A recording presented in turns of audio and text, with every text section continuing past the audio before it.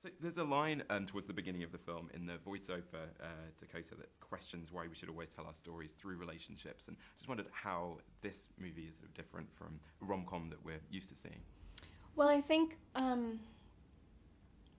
ultimately this movie kind of does tell everyone's story through relationships, but I guess, I mean, I sort of do the same thing. When I think back on times in my life, I think about who I was with, because it kind of forms who you are a little bit.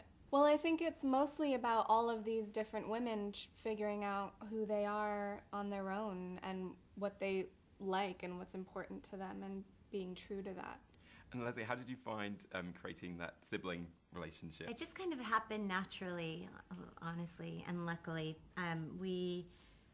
We met each other, and it was just, we instantly felt comfortable around each other, and it was just easy. Thank God. Yeah. And in Judd Apatow's book, Sick in the Head, he said that you didn't see yourself as a comedian, but it just kind of happened in a way. Does that sort of sum up your approach to comedy? Because it always seems so effortless. It just doesn't seem like you're trying to make it funny, but it just always is.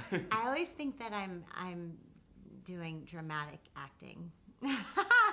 I never go into it thinking, like comedy, because I think that's my favorite kind of comedy, like rooted in reality, kind of, and then whatever happens on top of that.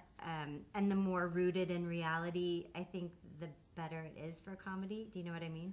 Like taking it too far is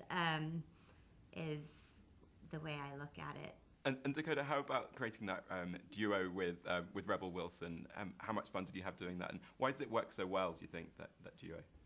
Because I think... Stay here the whole time while you say it. Because I think it's an unlikely friendship. I think it's sort of like an unlikely combination of characters, and they bring out the opposite. They bring out a little bit of each other in each other.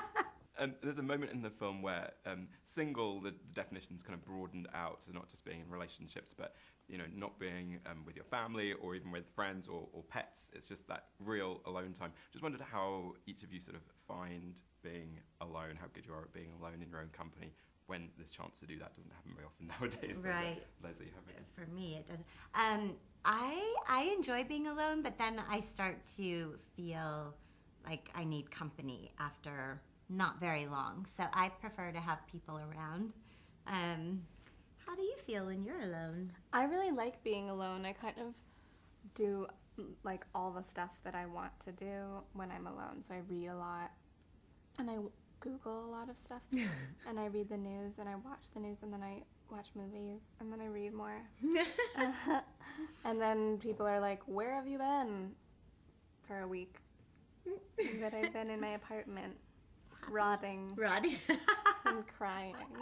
And when it comes to talking about watching movies at home, when it comes to rom-coms, the one that I go back to at least once a year is Working Girl, and I just wondered which rom-coms or box sets you sort of turn to maybe lift your spirits as well, and why you turn to those. That's a good one, Working Girl. That is a good one.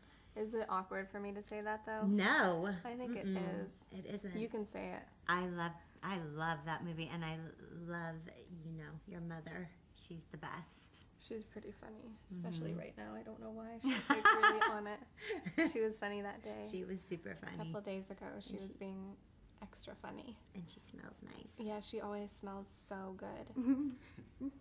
Leslie Mann, Dakota Johnson, thanks very much. Thank you.